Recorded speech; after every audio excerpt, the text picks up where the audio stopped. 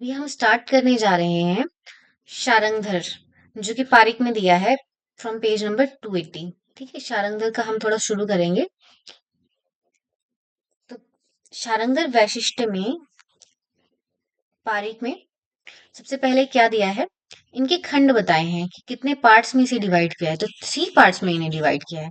ठीक है, पूर्व खंड, मध्यम खंड और उत्तर खंड में डिवाइड किया हुआ है।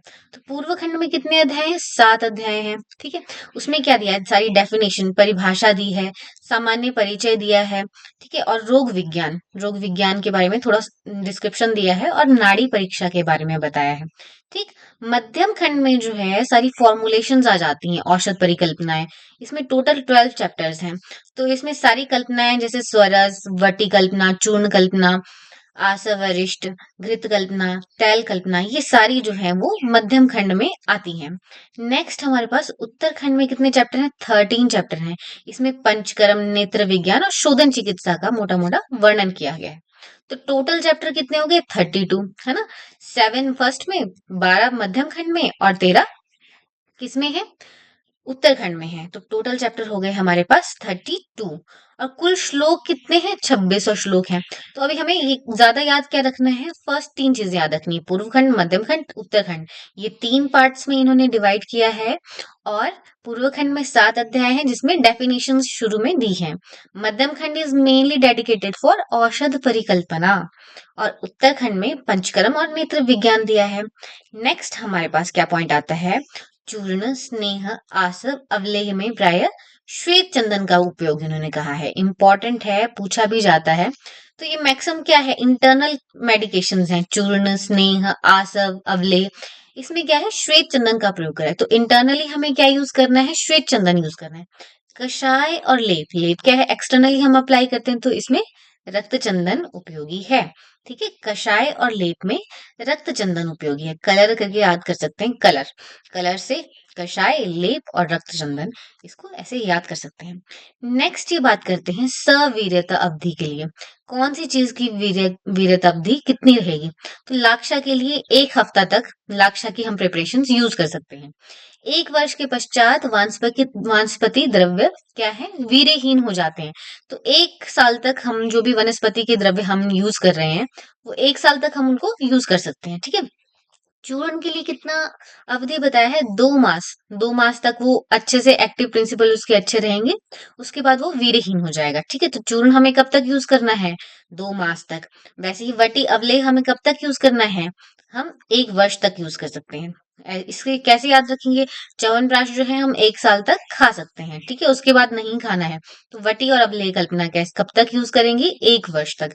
1 वर्ष के बाद ये क्या हो जाएंगे? वीर्यहीन हो जाएंगे। अब स्नेह कल्पना, ठीक है, स्नेह कल्पना जो है वो हम 1 वर्ष 4 मास तक, यानी कि 16 मंथ तक यूज कर सकते हैं। इसमें सारे घृतपाक, तैलपाक है ना, ये इसको ये सब आते हैं। इसको इसके लिए टर्म आई है चतुर्मास अधिकम। ठीक है, तो 16 महीने तक क्या यूज कर सकते हैं? स्नेह कल्पना यूज कर सकते हैं। बाकी आसव, अरिष्ट, धातु और रस औषधियां अधिक पुराने, अधिक गुणवान माने जाते हैं। लेकिन जो रिसेंट गाइडलाइंस है उसमें सारी जो चीजें हैं ये 1 से 10 साल तक हमें यूज करनी है। इनको आप एक गाइडलाइंस को, रिसेंट गाइडलाइंस को आप देख लेंगे, कौन सी कल्पना के लिए कितना समय बताया है। जो मंडूर वाली प्रिपरेशन है, जिसमें प्रॉपर मंडूर पड़े हैं, उनको हम मैक्सिमम 10 साल तक यूज कर सकते हैं। ठीक है, बाकी कल्पना के लिए आपने एक बार गो थ्रू कर लेना है। नेक्स्ट इज औषध ग्रहण काल। अब औषध ग्रहण कब कब करनी है? तो ये कह रहे हैं सभी कार्य के लिए शरद ऋतु में ग्रहण करो। ठीक है, सभी काम जो भी करने हैं आपने उसके लिए शरद ऋतु में ग्रहण करो। और स्पेशली वमन विरेचन के लिए कब ग्रह है? वमन विरेचन के लिए वसंत के अंत में ग्रह है। ठीक है, वसंत के अंत में आपको ग्रहण करनी है वमन विरेचन के लिए। तो वमन का काल क्या है? वसंत समय, वसंत काल में हम वमन कराते हैं। तो ठीक है, ऐसे याद कर लेंगे कि वमन और विरेचन के लिए वसंत के अंत में ग्रह। और बाकी सबके लिए कब ग्रह है? शरद ऋतु में। शरद को बेस्ट ऋतु होती है ना, शरद अच्छी सी ऋतु है हमारी प्यारी। तो इसे सारी औषधियां हम शरद ऋतु में ग्रहण कर सकते हैं। अब ग्रह अंग कौन कौन से? ग्रह अंग के बारे में भी इन्होंने कहा है।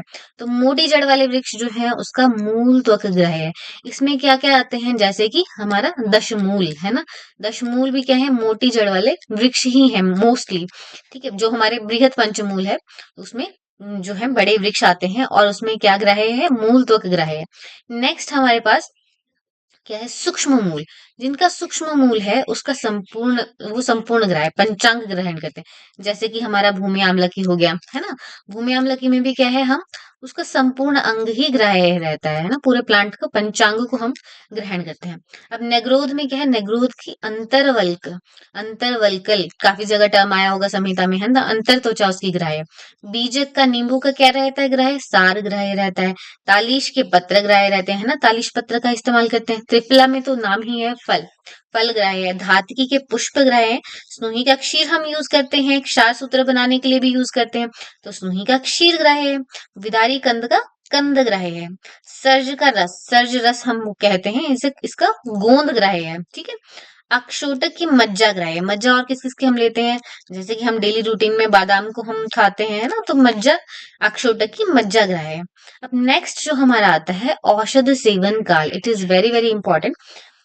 आचार्य शारंगधर ने कितने औषध सेवन काल कहे हैं, 5 औषध सेवन काल कहे हैं। आचार्य सुश्रुत, आचार्य चरक ने 10 औषध सेवन काल कहे हैं। ठीक है। और आचार्य वाग्भट ने 11 औषध सेवन काल कहे हैं। तो आचार्य शारंगधर के औषध सेवन काल इंपॉर्टेंट हो जाते हैं क्योंकि ये 5 हैं, थोड़े डिफरेंट हैं। ठीक है। इन्होंने क्योंकि इन 5 में ही बाकियों को इंक्लूड कर लिया है, तो अब देखते हैं क्या क्या है। प्रातः काल है, द्वितीय काल है, तृतीय काल है और मुहुर्मुहु है, और हमारे पास रात्रि वाला काल भी है। ठीक है। अब देखते हैं इसमें एक एक करके। प्रातः काल में क्या कहते हैं, वमन विरेचन किसी को करवाना है तो सुबह सुबह औषधि देनी है, और लेखन के लिए भी आप सुबह औषध दे सकते हो। ठीक है। वमन विरेचन तो कराते ही सुबह सुबह है, तो ये काल क्या है, प्रातः काल इनके लिए है। द्वितीय काल हमारे पास क्या है, अपान वायु की विकृति है, तो हम भोजन से ही रिलेटेड है द्वितीय काल। भोजन के पहले खाना खिलाएंगे। ठीक है। अपान वायु की दृष्टि है तो भोजन से हम पहले खाना खिलाएंगे।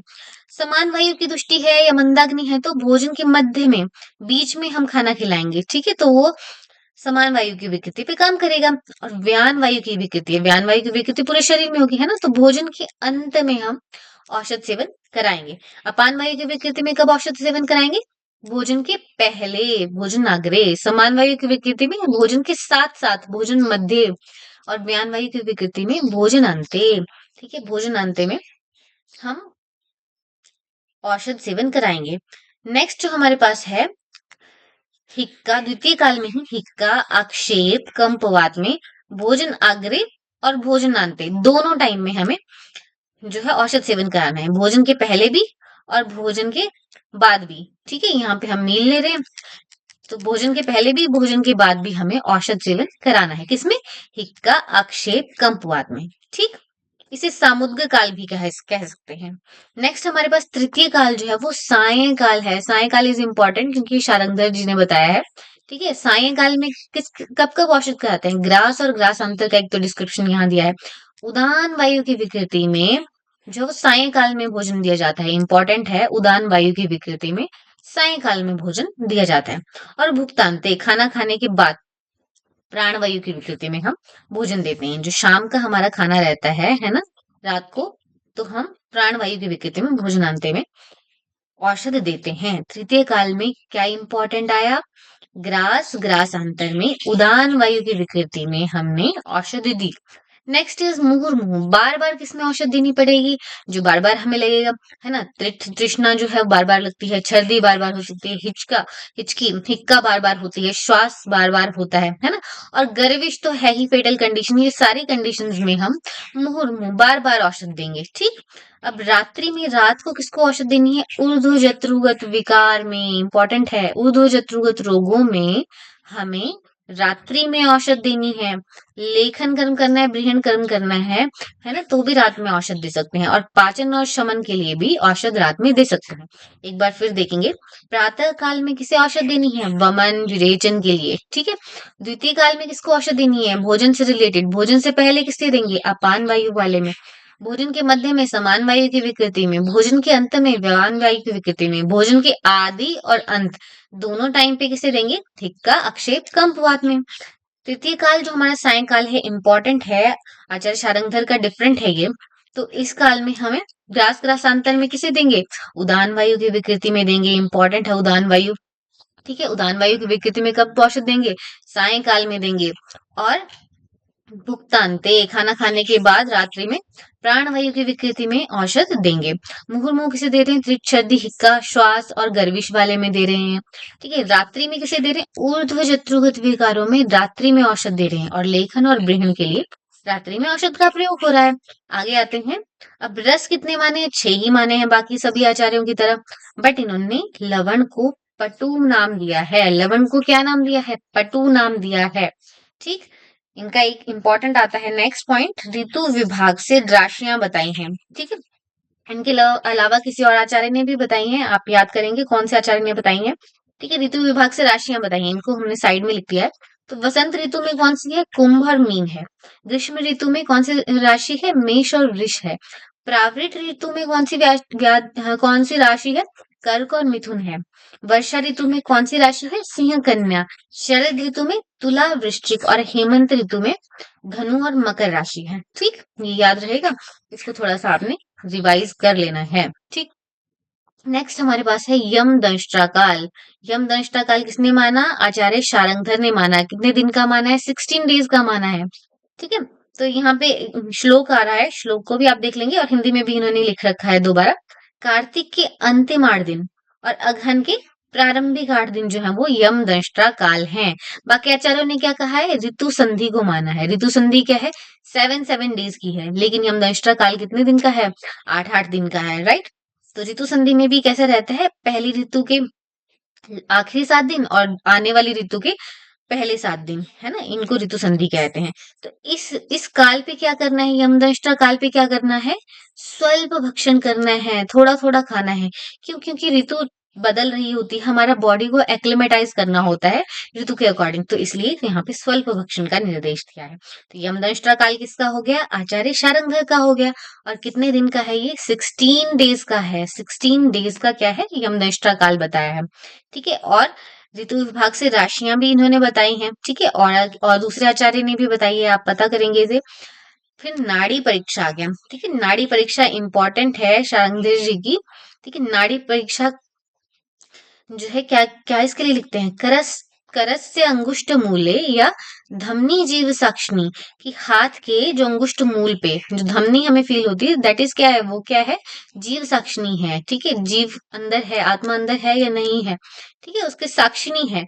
तच्चेष्टायाम सुखम दुखम ज्ञेयम कायस्य पंडिते, उसकी चेष्टा से हम क्या पता लगा सकते हैं? शरीर का सुख सुख सुख में है या दुख में है, वो उसका पता हम कर सकते हैं। ठीक है, ये कहाँ दिया है? शारंगधर पूर्व खंड 3/1 में ये दिया है। ठीक है, तो ये पूर्व खंड में आ गया है। पूर्व खंड में कितने अध्याय थे? 7 चैप्टर्स थे, राइट। अब वातज नाड़ी में क्या बताया है? वातज नाड़ी का पता कैसे चलेगा? वो कैसे चलेगी? जलौकावत सर्पवत। ठीक है, जलौका और सर्पवत जो है वातज नाड़ी चलेगी। पित्तज नाड़ी के लिए क्या कह रहे हैं? कुलिंग, काक और मंडूक की तरह, मेंढक की तरह जो है वो पित्तज नाड़ी चलेगी। वातज नाड़ी कैसे चल रही थी? जलौका और सर्प की तरह। कफज नाड़ी कैसी? हंस, पारावत, जो प्यारे प्यारे हमारे दिखने वाले बर्ड्स हैं उनकी तरह ये चल रही है। और मृत सर्पवत भी कहीं पे कहा है। सन्निपातिक नाड़ी में लाव, तितिर, वार्तिक की तरह चलेगी। कदाचित मंद गमना, कदाचित वेग वाहिनी, कभी तो जल्दी जल्दी चलेगी और कभी धीरे धीरे चलेगी। ठीक है, कदाचित मंद गमना, कदाचित वेग वाहिनी। असाध्य नाड़ी जो है कैसी है? स्थान विच्युत, है ना, अपने स्थान से ही वो विच्युत हो चुकी है, वो असाध्य नाड़ी है। और प्राण नाशिनी नाड़ी कैसी है? स्थित्वा स्थित्वा चलती, रुक रुक के चलेगी। ठीक है, ये कैसी है? प्राण नाशिनी है। यह सस्मृता प्राण नाशिनी। अति क्षीणा च शीता, बहुत ही क्षीण है और कैसी है? शीत है। च जीवन जीवितम हंति असंशयम, तो वो प्राण का नाश करने वाली ही है। ठीक, नेक्स्ट क्या है? ज्वर के लिए हम अब डिफरेंट डिफरेंट कंडीशन के लिए डिफरेंट डिफरेंट नाड़ी देखेंगे। तो ज्वर के लिए कैसी है? उष्ण होगी, वेगवती होगी, हम सबने देखी है ना। ज्वर में पल्स कैसी हो जाती है? फास्ट हो जाती है। काम और क्रोध, अब किसी को गुस्सा है तो नाड़ी कैसी रहेगी? वेग वहा रहेगी। दीप्त अग्नि किसी की है, ठीक है, अग्नि दीप्त है, अंदर कोई दोष नहीं है, तो कैसी रहेगी? लघु रहेगी नाड़ी, लघुवी, और कैसी रहेगी? वेगवती रहेगी। ठीक, वात क्योंकि बड़ा रहेगा।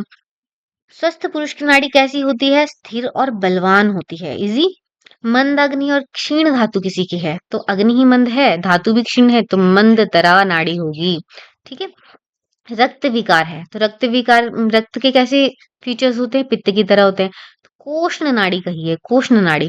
और रक्त में कौन सा महाभूत होता है, पृथ्वी महाभूत होता है, राइट। तो गुरवी नाड़ी रहेगी, ठीक है। कोष्ण और गुरवी नाड़ी किसमें रहेगी, रक्त विकार में।